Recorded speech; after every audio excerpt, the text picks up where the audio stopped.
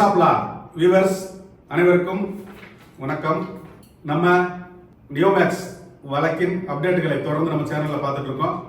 அந்த வகையில் தேனி மாவட்ட நியோமேக்ஸ் சங்கம் மற்றும் பல்வேறு நியோமேக்ஸ் மாவட்ட சங்கங்கள் எல்லாரும் சார்பாக சில வழக்குகள் உயர்நீதிமன்றத்தில் தாக்கல் செஞ்சிருந்தோம். அந்த வழக்கில் பரத சக்கரவர்த்தி அவர்கள் முன்பு வந்த வழக்கில் சில மனுக்களை தாக்கல் செஞ்சிருந்தோம். அதைத் தொடர்ந்து பரத சக்கரவர்த்தி போர்ட்போலியோ ரோஸ்டர் அந்த 3 மாதத்துக்கு ஒரு தடவை ஹைகோர்ட்டில் வந்து ஜட்ஜு மாறுவாங்க. அதில் வந்துட்டு அவர் நீதியரசர் மாண்புமிகு பரத சக்கரவர்த்தி அவர்கள் சென்னைக்கு போயிட்டாங்க. அதற்கப்புறம் மாண்புமிகு நீதியரசர் ஆனந்த் வெங்கடேசன் அவர்கள் வந்திருந்தாங்க. அவர் வந்து பரத சக்கரவர்த்தி அவர்கள் தொடர்ந்து இந்த வழக்கை விசாரிச்சுட்டு இருந்ததுனால அவர் முன்னாடியே பட்டியலிட வேண்டும் என்பதற்காக உயர்நீதிமன்றத்தின் தலைமை நீதிபதி அவர்கள் முன்பு இந்த வழக்கை அனுப்புறேன்னு சொல்லியிருந்தாரு. உயர்நீதிமன்றத்தின் தலைமை நீதிபதி அவர்கள் இன்னமும் வந்து அந்த வழக்கை யாருக்கு அலாட் பண்ணணும் அலாட் பண்ணாதனால அது விசாரணைக்கு வராமல் இருக்குது. ஸோ அதை துரிதப்படுத்தும் வகையில் நாம் வந்து 1 வருஷத்துக்கு முன்னாடியே டிஆர்ஓவை போய் பார்த்து நிறுவனம் செட்டில் செய்ய போறோம்னு சொல்லி ஒரு 5A ஆஃப் டேன்பிட் ஆக்ட் தமிழ்நாடு முதலீட்டாளர்கள் பாதுகாப்பு சிறப்பு சட்டத்தின் 1997 பிரிவு 5A படி அவங்க வந்து சமரசத்திற்கு தயார்னு சொல்லியிருக்காங்க. நிறுவனம் சமரசத்துக்கு தயார்னா டிஆர்ஓ ஒரு கையெழுத்து போட்டு சமரசம் பண்ணிருங்கன்னு சொல்லிட்டாருன்னா நிறுவனம் வந்து மக்களுக்கு பணத்தை கொடுத்து செட்டில் பண்ணணும். அதான் ப்ரொசீஜர். ஆனா டிஆர்ஓ அதை 1 வருஷத்துக்கு மேல நிலுவையில் வச்சிருக்காரு. அப்படி நிலுவையில் வைத்திருப்பது வந்து சட்டவிரோதம். இது டிஆர்ஓ வந்து பொறுப்பற்ற செயல். இதை வந்து டிஆர்ஓ நம்ம விலைக்கு சொல்லி இருக்கிறோம். அவர் அது செவிசாய்க்கவே இல்லை.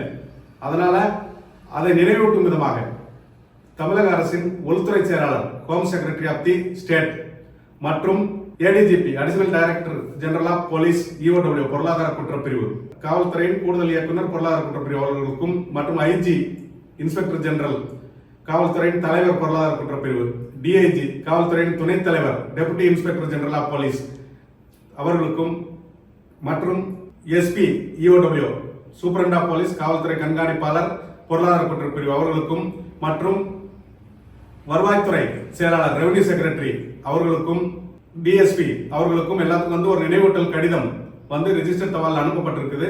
அதைத் தொடர்ந்து அது வந்து உயர்நீதிமன்றத்தில் மனுவாக தாக்கல் செய்யப்பட்டுள்ளது. Direction petition to direct the DRO to dispose of the 5 settlement form pending before DRO அப்படின்னு ஒரு மனு. அது வந்து டிஆர்ஓ அதில் உரிய உத்தரவுகளை பிறப்பிச்சாருன்னா நிறுவனம் செட்டில் பண்ணணும் அப்படின்றது அதில் உள்ள சட்டத்தின் ப்ரொசீஜர். அது சம்பந்தமா இன்று வந்து இந்த சங்கத்தின் நிர்வாகிகள் எல்லாரும் வந்திருக்காங்க. அது சம்பந்தமா கலந்து ஆலோசிச்சிருக்கிறோம். இதற்காக உயர்நீதிமன்றத்தில் மனு தாக்கல் செய்யப்பட்டுள்ளது. இன்னமும் வரும் வாரங்களில் பல்வேறு மனுக்கள் தாக்கல் செய்ய போறோம். அதாவது அந்த நிறுவனத்தின் சொத்துக்கள் எல்லாம் எங்கெங்க இருக்குது, அந்த சொத்துக்கள்ல இருந்து வர்ற வருமானத்தை இப்ப பெட்ரோல் பங்கு ஹோட்டல் அதெல்லாம் வருமானம் வருது. அந்த வருமானத்துல டிஆர்ஓ அக்கௌண்ட்ல தான் வர வைக்கணும். தனிப்பட்டவங்க வந்து ஹோட்டல் ரிசார்ட் பெட்ரோல் பங்கு அதெல்லாம் வருமானத்தை எடுத்துட்டு இருக்காங்க.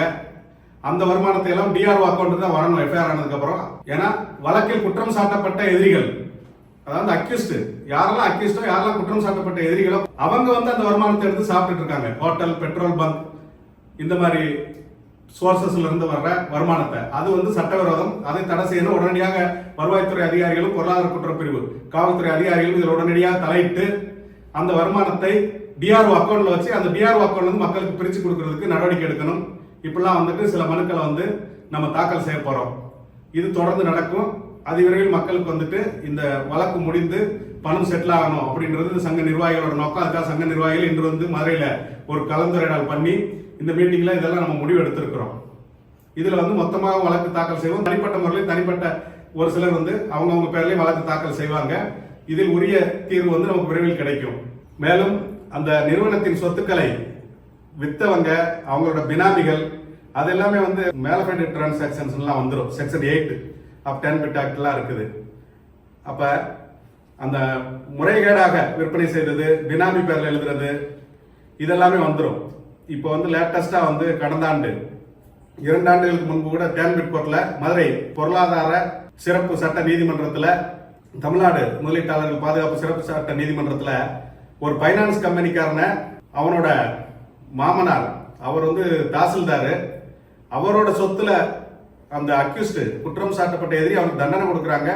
அவனுக்கு பொண்ணு கொடுத்த மாமனாரோட சொத்து அது வந்து அவரோட பூர்வீக சொத்து. அந்த சொத்தை கூட எடுத்து ஏலம் விட்டுருக்காங்க. மேலும் நீதியரசர் எஸ்.எம். சுப்பிரமணியம் அவர்கள் தலைமையிலான பெஞ்ச் வந்து சென்னை நீதிமன்றத்தில் ஒரு தீர்ப்பு வழங்கி இருக்குது. அப்ப நீ வந்துட்டு ஒரு கம்பெனி ஆரம்பிச்சதுக்கு அப்புறம் மட்டும் கிடையாது, எஃப்ஐஆருக்கு அப்புறம் மட்டும் கிடையாது. எல்லாரும் என்ன நினைச்சிட்டு இருக்கீங்கன்னா எஃப்ஐஆர் ஆனதுக்கு அப்புறம் சொத்துக்களை விற்கக்கூடாது, வித்தா அது மட்டும் தான் பிடிப்பாங்க போலீஸ் நினைக்கிறீங்க. இல்ல, நிறுவனம் ஆரம்பிச்சதுல இருந்து வாங்கின சொத்துக்கள் எல்லாத்தையுமே அது கவர் பண்ணும். நிறுவனம் ஆரம்பிச்சதுக்கு எவ்வளவு சொத்து வாங்கினாலும் வித்தாலும் அதையும் வழக்குக்குள்ள வரும்னு மட்டும் தான் நீங்க நினைச்சிட்டு இருக்கீங்க. அப்படி கிடையாது.